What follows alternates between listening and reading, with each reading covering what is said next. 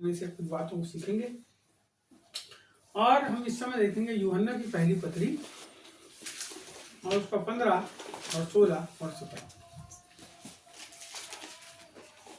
पहले का दूसरा अध्याय जी। उसका 15, 16 और 17, पेज नंबर 333। तुम ना तो संसार के और न संसार में की वस्तुओं से प्रेम रखो। यदि कोई संसार से प्रेम रखता है तो उसमें पिता का प्रेम नहीं है, क्योंकि जो कुछ संसार में है अर्थात शरीर की अभिलाषा और आंखों की अभिलाषा और जीविका का घमंड, वह पिता की ओर से नहीं परंतु संसार ही की ओर से है। संसार और उसकी अभिलाषाएं दोनों मिटते जाते हैं, पर जो परमेश्वर की इच्छा पर चलता है वह सर्वदा बना रहेगा। बोलो यीशु प्रभु की जय। बहुत सुंदर तरीके से यूहन्ना ने इस पत्री को लिखा। वो लगातार प्रभु यीशु मसीह के साथ सेवकाई के लिए चलता रहा। प्रारंभ से लेके अंतिम समय तक वो यीशु मसीह के साथ रहा और उसने अद्भुत तरीके से परमेश्वर के कामों को अंजाम दिया। बहुत जगह वो प्रचार के लिए नहीं घूमा, लेकिन जिस जगह पर वो और यीशु की माता मरियम एक साथ रहते थे, उन्हीं स्थानों के ऊपर में इफिसुस के अंदर में वो रह करके जो है उस क्षेत्र के अंदर में परमेश्वर की सेवकाई को लगातार करता चले गया। बहुत से लोगों को उसने प्रभु के निकट लाया और उसने 3 पत्रियां लिखा और एक सुसमाचार उसके द्वारा लिखा गया, प्रभु यीशु मसीह का सुसमाचार और 3 पत्रियां। इस तरह 4 किताब उसके द्वारा लिखी गई और उसमें से ये अपनी पत्रियों में से यूहन्ना का सुसमाचार लिखने के बाद अपनी पत्रियों में ये यहाँ पर कुछ बातों को, बहुत सारी बातें बहुत सारी, लेकिन ये कुछ ऐसी बातों को हमको बताता है जिसको हमको समझना है और इसके अनुसार अपने जीवन को चेतावनी के साथ जीना है। जीना तो है, लेकिन कैसे? चेतावनी के साथ। कैसे? क्या लिखा है? परंतु तुम ना तो संसार से और न संसार में की वस्तुओं से प्रेम रखो। यदि कोई संसार से प्रेम रखता है तो उसमें पिता का प्रेम नहीं। ये पहला वचन होगा, लेकिन यहाँ पे वो कुछ बातों को सेकंड वाले पद में बताता है जिसको हम देखेंगे। यहाँ पे लिखा, क्योंकि जो कुछ संसार में है अर्थात शरीर की अभिलाषा और आंखों की अभिलाषा और जीविका का घमंड, वह पिता की ओर से नहीं परंतु संसार ही की ओर से है। तो यहाँ पे 2 खंड में इसने बातों को रखा। पहला खंड है परमेश्वर और दूसरा खंड है संसार।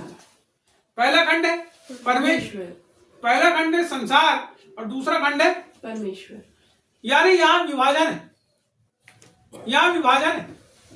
यहाँ परमेश्वर का संसार से कोई लेन देन नहीं और संसार का परमेश्वर से कोई लेन देन नहीं है। परमेश्वर और संसार में जो अंतर है वो 3 प्रकार के अंतर है। परमेश्वर में और संसार में, परमेश्वर में और संसार में 3 प्रकार के अंतर को उसने रखा। यहाँ पहला क्या बोलता है? क्योंकि जो कुछ संसार में है, किसमें है? संसार में है और परमेश्वर में है। देखो दो प्रकार की बात, मैं इसी में अपनी तरफ से एक बात को जोड़ रहा हूं। जो कुछ संसार में है और बोलता है जो कुछ परमेश्वर में। अभी यहां लिखा नहीं है वैसा, मैं बोल रहा हूं संसार में और परमेश्वर में। तो संसार में 3 बात को बोला। पहली बात क्या बोला? शरीर की अर्थात शरीर की अभिलाषा, शरीर की अभिलाषा। 3 प्रकार में पहली बात है शरीर की अभिलाषा। क्या है शरीर की अभिलाषा? शरीर की भोग विलास की चीजें, खाने पीने की चीजें, पहनना ओढ़ना। शरीर की अभिलाषा क्या है? शरीर को संतुष्ट करना, जिसका संबंध हमारे शरीर से हो। अब शरीर में क्या क्या चीज लगती है और आदमी शरीर के लिए किस किस चीज की अभिलाषा करता है? घर, मकान, रोटी, कपड़ा, मकान, ये सारी चीज। ये सब चीज हो गई पहली चीज। दूसरी बात यहाँ बोल रहा है आंखों की अभिलाषा। शरीर और आंख में अंतर है क्या? नहीं, शरीर आंख से जुड़ी है। शरीर में और आंख में अंतर नहीं। आपको पता है जो शरीर है, थोड़ा सा बात को समझना। ये जो शरीर है, ये शरीर में जब आप खाना खाते भूख लगती है तो क्या करते हैं? खाना खाते। वो खाने का आंख से कोई संबंध नहीं, का पेट भरना चाहिए बस।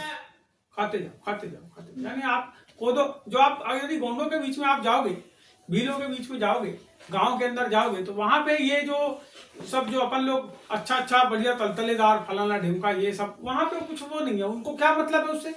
उनका मतलब ये है कि हम केवल जो परमेश्वर ने दिया, अरे खाना मिल जाए उनको, बस पेट भर के खाना। तो शरीर का जो संबंध है, देखो आपको बताता हूँ, ये आंख की अभिलाषा और शरीर की अभिलाषा कैसे, यानी आंख से कैसे वो शरीर की अभिलाषाएं बढ़ती। शरीर की अभिलाषा है कि कपड़ा हमको मिल जाए, घर हमको मिल जाए और खाने को मिल जाए। 3 चीज की अभिलाषा शरीर करता है। हाथ पैर दुख रहे हैं तो कोई हाथ पैर दबा दे, अरे तबीयत खराब हो रही, गोली दवाई खा लेते हैं, थोड़ा तबीयत, ये अभिलाषा ही तो है हमारी कि हम बीमार हैं तो कैसे हो जाए, हम कमजोर हैं तो कैसे हो जाए। ये सब क्या है? शरीर। हम अपने शरीर के लिए ये सब चीजों को चाहते हैं, ये अभिलाषा करते हैं। आंख की अभिलाषा उन चीजों को और ज्यादा चाहने योग्य बनाती है। जब हम लोग ये घर को खरीदे तो जैसे छत दिख रही ऐसी थी, दीवार दिख रही ऐसी थी, लेकिन फर्श ऐसी नहीं थी, सादा था बिल्कुल घर, कुछ नहीं था। पानी का कुआं था पीछे, वहीं से बाल्टी में पानी भरते थे, बढ़िया पानी भरते थे, पीते थे। फिर बाद में पता चला कि कुआं का पानी पीने से तबीयत खराब होती है, तो नल लगाए। फिर लगा कि नल का पानी नहीं पीना तो हैंडपंप का पानी लाके पीना। बड़ी बड़ी ना जरूरत बड़ी।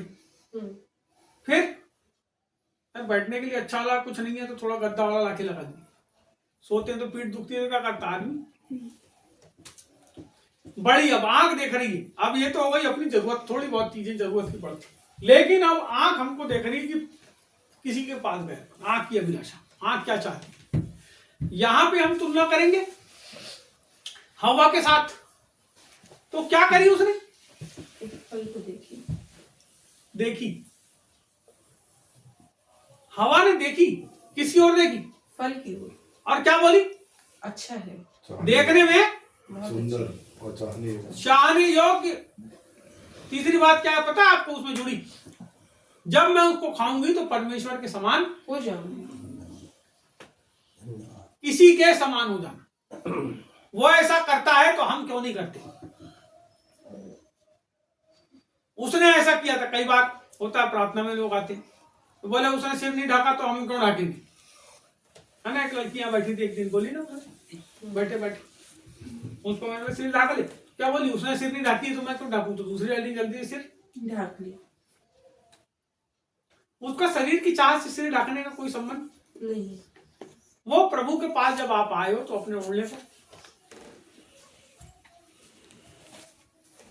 अभी यहाँ आंख चाहती है, बहुत सी चीजों को चाहती है, बहुत सी चीजों के लिए तरसती है, और आंख जब देखती है ना तो वो उन चीजों को हमारे शरीर के लिए सुखदायी बनाने के लिए अंदर अभिलाषाएं को उत्पन्न करती है, सुखकारी बनाने के लिए, सुखकारी बनाने के लिए। आंख का काम ही है अच्छी खराब को देखता है तो उसको रिजेक्ट करता है, और अच्छी को देखता है आकर्षित होता है। तीसरी बात क्या बोला? जीविका का घमंड। क्या है जीविका का घमंड? रोटी कमाते जी, वही रोटी कमाते, जो उससे जो पैसा मिलता है उसका घमंड। हाँ, आप जो काम कर रहे हैं, जो पैसा आपके पास आ रहा है, उस पैसे का घमंड कि उस पैसे के द्वारा हम क्या कर सकते हैं। हम किसी को भी, मनुष्य को मनुष्य ना समझे और उसको तुच्छ जब जानने लगते हैं तो वो घमंड है। जब एक महिला कमा रही है तो वो सोचती है कि मैं कमा रही हूं तो मैं क्यों घर में लगाऊं। आदमी कमाता है तो बोलता है नहीं मेरे बाल बच्चे तो मैं कमाता हूं तो वो लगाता हूं। औरत कमाती तो बोलती नहीं अभी मेरे पास रहने दो पैसे, वक्त जरूरत के लिए काम आएंगे, तुम वही घर चलाओ, मेरे वाले मेरे पास रहने दो। वहां पे आज की तारीख में बहुत सारे घरों के अंदर औरतों के कमाने से बहुत सारी समस्या हो रही है, उपद्रव हो रहे हैं। उसका मतलब क्या है? वहां कहीं ना कहीं घमंड आ गया, पैसे का घमंड, पैसे का लालच काम कर रहा है। लेकिन कितने लोग हैं ऐसे जो क्या कर रहे हैं? अपने परिवार के लिए पैसे का भी क्या कर रहे हैं? परित्याग कर रहे हैं। अपने कामों का भी क्या कर रहे हैं? परित्याग कर रहे हैं। तो वहां पे क्या हो रहा है? वो कहीं ना कहीं अपने उस बड़प्पन को नीचे की ओर लेके आ रहे हैं, उस बड़ी बात को नीचे की ओर ला रहे हैं कि ये ऐसे लोग संसार में सबको ही नहीं है। बहुत सारे ऐसे लोग हैं जो उस पैसे के लिए अपने परिवार को भी छोड़ दे रहे हैं, उस नौकरी के लिए अपने परिवार को भी छोड़ दे रहा है, उस काम के लिए अपने परिवार को भी छोड़ दे रहा है। कितने ऐसे आदमी हैं जो पैसे के पीछे ऐसे दीवाने हुए हैं कि अपने परिवार की तरफ ध्यान नहीं देता, बाल बच्चे क्या कर रहे हैं नहीं पता, औरत क्या कर रही है नहीं पता, उनके माँ बाप की हालत कैसी क्या पता। सवेरे निकलते हैं 8 बजे और रात को आते हैं 12 बजे। तो ये किस चीज के कारण है? ये पैसे के कारण है। और जब आदमी पैसे का दीवाना हो जाता है तो उसको फिर संसार में ना आदमी दिखता, ना परिवार दिखता, ना परमेश्वर, ये उसकी आंख के ऊपर में पट्टी चढ़े जैसे हो जाता है। तो तीसरी बात क्या बोला? जीविका का घमंड। कोई क्या बताएगा? ये 3 चीज संसार से, ये तीनों का संबंध संसार से, ये 3 चीजों का संबंध यहां लिखा है उसने स्पष्ट दूसरे वचन में। इसको फिर से पढ़ता हूं मैं। क्योंकि जो कुछ संसार में है, जो कुछ संसार में है, ये 3 बात, इसका संबंध संसार से। तो तुम प्यार किससे करते हो? अपने घर से। प्यार किससे करते हो? अपने परिवार से। प्यार किससे करते हो? अपने सामान से। प्यार किससे करते हो? अपने पैसे से। प्यार किससे करते हो? तो आप जिससे प्यार करोगे उसके पास रहोगे। जो अपने परिवार से प्यार करता है वो क्या सोचता है कि मैं अपने परिवार से हट जाऊं? नहीं, वो परिवार के पास रहो। जो अपने ज्ञान से प्यार करता है वो चाहता है कि उसको और मिलते जाए और वो सीखते जाए और प्रभु में आगे बढ़ता जाए। क्या चीज है वो? ज्ञान। संसार का भी और परमेश्वर, 2 प्रकार। यहां लिखा है तुम ना तो संसार से और ना संसार में की वस्तुओं से प्रेम। अब यही से शुरू किया था उसने। ना तुम संसार से, पहली चीज बोला ना तुम संसार से, और दूसरी चीज क्या बोला? ना संसार की वस्तुओं से। 2 चीज हो गई, संसार भी हो गया और संसार में की वस्तु भी हो गई। अब ये जो यहां पे दूसरी बात बोला, क्योंकि जो कुछ संसार में, ये मतलब आंखों की अभिलाषा और शरीर का और जीविका का घमंड, ये कहां पे है? बोलो संसार में है। अब संसार जो है, जो हमारी आंख के सामने दिखता है, पूरा संसार, जो कुछ भी दिख जाए, मैं भी दिख जाऊं, अभी हम सब जितने लोग हैं सब संसार में। ये बोलते संसार किससे बना है? मनुष्यों से। संसार किससे बना है? मनुष्य से। मनुष्य के बगैर संसार है? नहीं। मनुष्य के लिए ही संसार है, मनुष्य के लिए ही आंखों की अभिलाषा है, मनुष्य के लिए ही जीविका का घमंड है, मनुष्य के लिए शरीर की अभिलाषा। ये संसार और संसार में की वस्तुएं, 2 चीजें। यहां बोल रहा है संसार से और न संसार में की वस्तुओं से प्रेम रखो। प्रेम रखो। प्रेम रखने का मतलब ऐसा है कि संसार में मतलब संसार में रखो क्या है? संसार में तो रहना पड़ेगा। यीशु मसीह ने यहाँ पे पौलुस ने लिखा है कुरिन्थियों की किताब में, यदि कोई आदमी कलीसिया में व्यभिचारी है, पर स्त्री गमन है, गलत काम करने वाला है, तो क्या बोला? तुम वैसों की संगति मत करना। लेकिन यदि तुम संसार में रहते हो तो वैसे लोगों के बीच में तो तुमको जाना पड़ेगा। लिखा है उसने, आप पढ़िएगा, वहां लिखा है।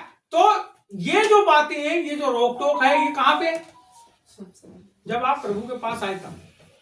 यदि आप संसार में हो तो कोई दिक्कत नहीं। यहाँ रोका क्यों रोका? क्यों रोका? क्योंकि संसार से प्रभु के, जब आप जिससे ज्यादा प्यार करोगे आपका ध्यान उसी की ओर रहेगा। आप जिस चीज से ज्यादा प्यार करोगे आपका ध्यान कहां रहेगा? उसी में रहेगा।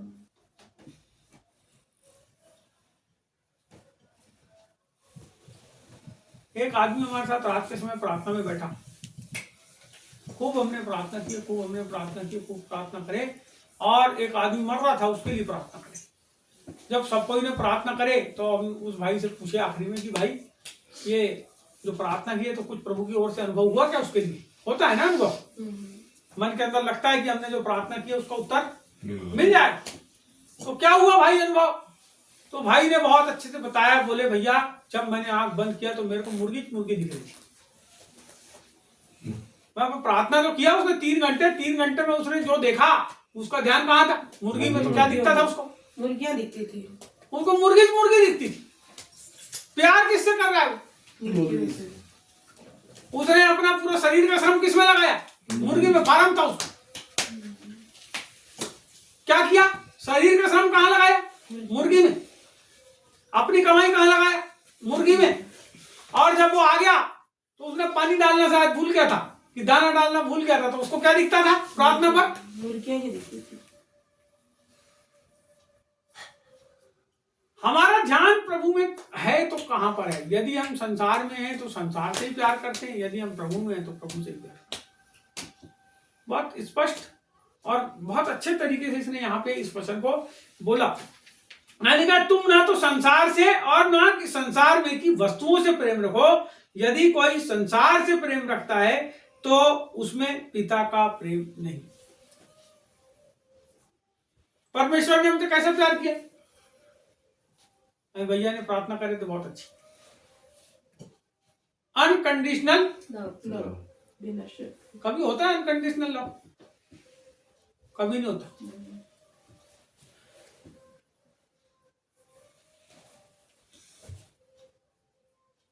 एक लड़का चाहता है, वो लड़की चाहती थी नहीं उसको, एक लड़का चाहता है वो लड़की को।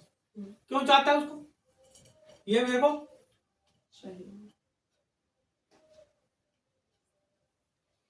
लड़का की लड़की को चाहता है, दूर से ही चाहता है, उसको देखता है, उसकी कल्पना करता है, उसको सपने देखता है, और क्या चाहता है कि वो उसको मिल जाए। एक ही है ना कारण, और कुछ है नहीं, इसका? और कोई कारण है दूसरा नहीं, कि वो मेरे को मिल जाए। थोड़ी देर का है, जब शादी हो जाती है उसके बाद बदाबद मारता है उसको और भगाता है अपने घर से मिलने के बाद।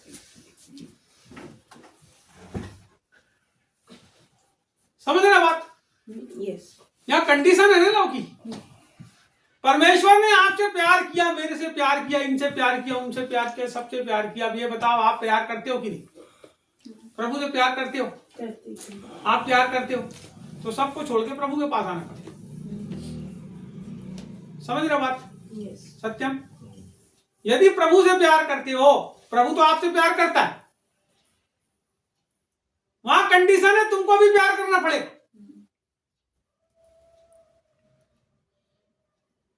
कंडीशन है हमारे पास, और वो कंडीशन यहां पे रख रहा है। क्या बोला शुरू? देखो यहां शुरू से देखो, तुम ना तो संसार से और न संसार में की वस्तुओं से। इसका मतलब यदि तू मेरे को चाहता है तो मेरे को ही चाहता। औरत को पता चल गया, उसको आदमी के अफेयर किया और के पास चल रहा, उसको घर में जाके वो औरत के बाल पकड़ के, झोटा पकड़ के, लड़ाई करके बिल्कुल अपने आदमी को झिक झाक के वापसी लेके आ जाती है। लाती की लाती है। पता भर चल जाए इसका अफेयर चल रहा है, फिर देखो उसके घर के अंदर में भात नहीं बनता, फलाना नहीं बनता, ढिमका नहीं बनता। क्या है? कुछ कंडीशन है प्यार की। आमोस अंकल बोलते हैं कभी कभी, फोकट का चंदन घस मेरे, वैसा वाला कोई काम नहीं है। कुछ फोकट में नहीं है। प्रभु में आए हो तो हर चीज की कीमत चुकाई गई है। यदि कोई उस चुकाई हुई चीजों की कीमत नहीं समझता तो उसके लिए बाद में बहुत अच्छी व्यवस्था की गई। उस व्यवस्था के बारे में अभी हम बात नहीं कर रहे। हम बात कर रहे हैं कि तुम ना तो संसार से और ना संसार की वस्तुओं से प्रेम। यहाँ पे कंडीशन, परमेश्वर का जो प्रेम है, आप ऐसा सोच नहीं सकते कि परमेश्वर ही प्यार करता है और हम प्यार ना करें। आपको प्यार करना ही पड़ेगा उससे, आपको समर्पण करना ही पड़ेगा, आपको अपना जीवन प्रभु को देना ही पड़ेगा। यदि परमेश्वर के साथ अनंत काल तक रहना है तो, यदि उसके साथ रहना है तो। यदि शादी के पहले अफेयर था तो उसको भूल जाओ, शादी हो गई है, आप केवल अपने पति से, अपनी पत्नी से ही प्यार रखो, उस औरत को भूल जाओ, उस आदमी को भूल जाओ। यीशु मसीह में भी ऐसे नहीं। यदि आप प्रभु के पास आए हो तो इसके पहले आपने क्या क्या किया उसको छोड़ दो। आपका केवल एक ही प्रभु, एक ही स्वामी है, उसका नाम है प्रभु यीशु मसीह। उसी के को मानो और उसी के पीछे चलो। फिर गाना ऐसा वाला मत गाना, तन मन और धन उसे दो, अपने यीशु कस, कुछ नहीं देते, फालतू की बात, झूठ। गाना बंद करो ये वाला जो गाते। न तन देते, न मन देते, ना अरे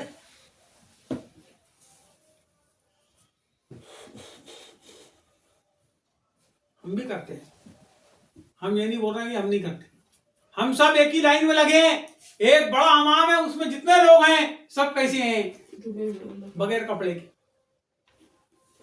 हमारा परमेश्वर हमारे मनों को जांचता है, हमारे मनों को परखता है, हमारी हर एक भावनाओं को भी समझता है, हमारी बुद्धि के अंदर चलने वाली सब बातों को जानता है। हमारा परमेश्वर सब कुछ जानता है। वो ये भी जानता है कि हम उससे कितना प्यार करते हैं। हमारे मुंह के शब्द में और हमारे शरीर के कामों में कितना फर्क है, मेरा परमेश्वर उसको जानता है। मेरा परमेश्वर, मैं दूसरे के लिए नहीं बोलूंगा, मेरे मन के अंदर जो चलता है। हमारा परमेश्वर हमारी सब भावनाओं को जानता है। कल मैं कैथरीन कुलमन की एक किताब पढ़ रहा था, वो बोलती है, लिखी उसने, पवित्र आत्मा सबके लिए, पवित्र आत्मा सबके लिए, परमेश्वर सबके लिए, लेकिन वो काम उसी के साथ करता है, वो सामर्थ्य उसी को बनाता है जो अपने जीवन को पूर्ण रीति से उसी को देके समर्पित उसके लिए बनाता है। हालेलुया। जो अपने जीवन को उसको पूर्ण रीति से देके उसी के लिए समर्पित हो जाता है, तब पवित्र आत्मा का सामर्थ्य उन व्यक्तियों के, उन महिलाओं के, उन बच्चों के जीवन से काम करने लगता है। यस। परमेश्वर से यदि आप चाहते हो कि हमारे साथ जैसे पति पत्नी का संबंध रहे वैसा परमेश्वर और हमारा संबंध रहे, तो आपको उतनी समर्पण के साथ उसके साथ लिपटना पड़ेगा। जब आप लिपट जाओगे तब उसका सामर्थ्य आपके जीवन के ऊपर, आपके कामों के ऊपर, आपके सब चीजों के ऊपर उसका हाथ उठा। यहाँ लिखा है, यदि कोई संसार से प्रेम रखता है तो उसमें पिता का प्रेम नहीं। देखिए यहाँ पे आप बोलते हैं, इसको पूरा पढ़ लेते हैं। क्योंकि जो कुछ संसार में अर्थात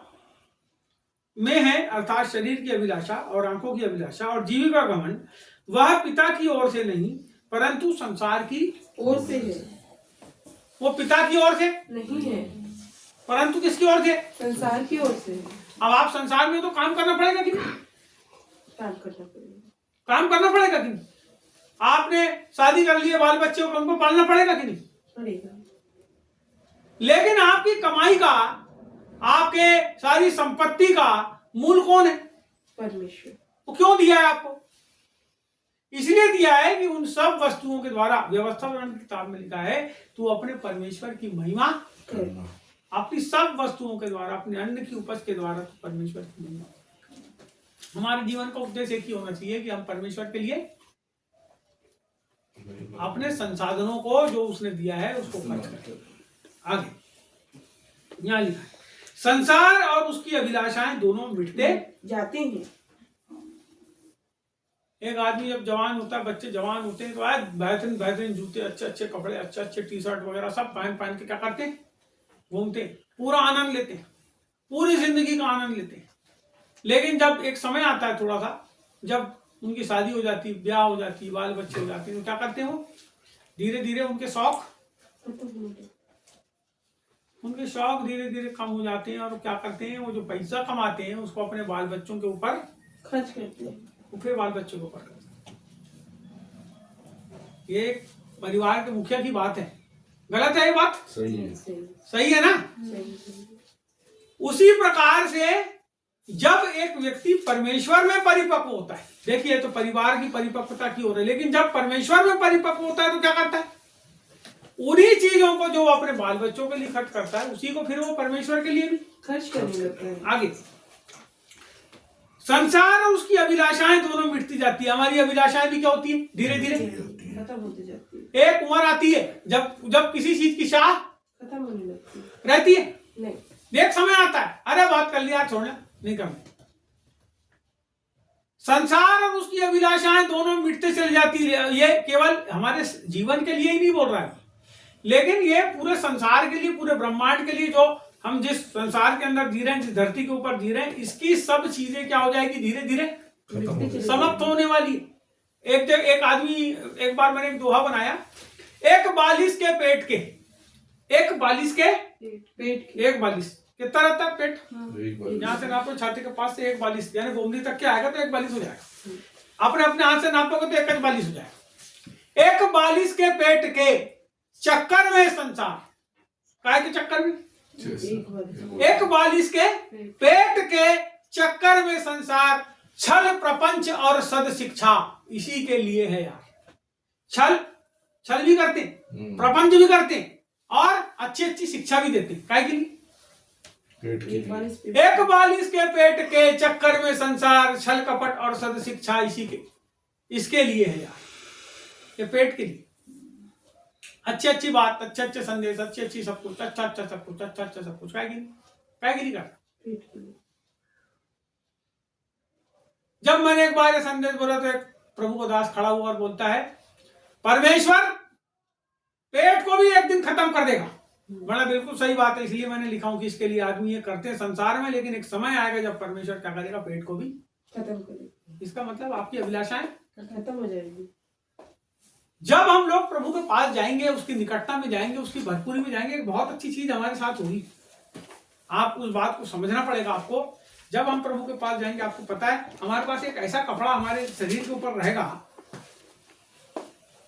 जो बदलने वाला नहीं है, हालेलुया। उसको कभी धोना भी नहीं पड़ेगा। Yes, thank you Jesus. तो कपड़ा खत्म किया, नहीं, भूख खत्म किया, भूख खत्म किया, पेट खत्म किया।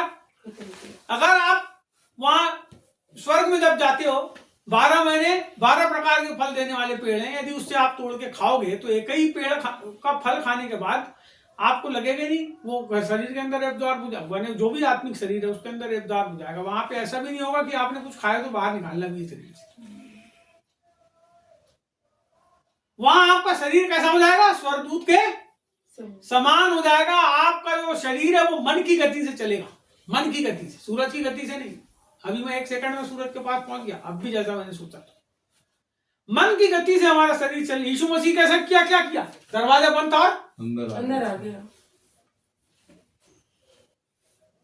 मन की गति से प्रभु देखते ही देखते क्या हुआ, ऊपर उठा लिया गया, गायब हो गया। हम वो तो उनको उनको उनके सामने वो उठाया जा रहा था। अगर वैसे गायब हो जाता तो लोग सोचने में मजबूर हो जाते, अरे कहां चलेगा। लेकिन क्या हुआ, उनके देखते देखते देखते कारण क्या था, उनको प्रभु को यह प्रकट करना था कि मैं कैसा हूं, जिंदा हूं। 120 लोग उस जगह के ऊपर थे, प्रभु के चेले थे और बहुत से लोग थे। वहां लिखा है कि 120 लोगों ने प्रभु को देखा। आज हमारे पास जो फीलिंग्स है, हमारे पास जो मन की विचार है, हमारे पास जो अभिलाषाएं, एक जन ने बड़ा सुंदर गीत बनाया है और वो बनाया है उसने भजन संहिता से। वहां लिखा, प्यासा हिरण जैसे ढूंढे है जल, वैसे ही प्रभु मैं तुझे ढूंढ रहा था। लिखा ना दाऊद ने।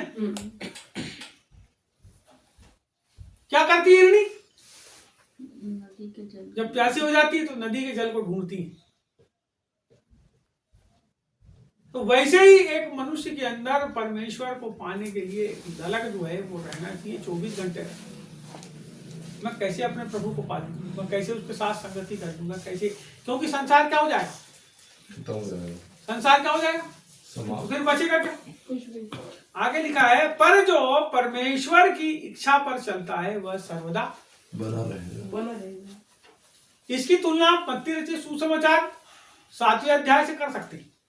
ये जो पद है इसकी तुलना आप 7वें अध्याय से कर सकते हैं। वहां लिखा है, जो मुझसे हे प्रभु कहता है वो स्वर्ग के राज्य में प्रवेश नहीं करेगा, परंतु वही जो उसकी जो इच्छा स्वर्गीय पिता की इच्छा पर इच्छा पर चलता है। अब डिसीजन हमारा है, हम किसकी इच्छा पर चलते हैं, हम किसकी इच्छा पूरी करते हैं। आज का यही छोटा संदेश है।